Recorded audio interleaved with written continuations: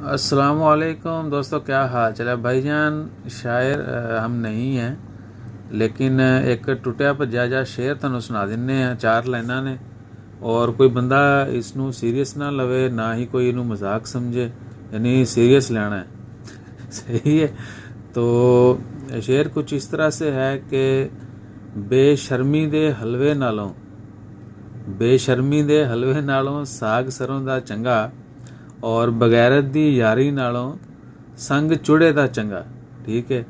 तो जे इनू कोई मजीद बेहतरी नाल सुना सकता है या दी तशरीह कर सकता है तो वैलकम, और दोबारा फिर सुनिया जे तो लिख के इनू बार बार पढ़िया जे तो अपनी जुबान अगे शेयर भी करिया जे तो समझिया जे भी।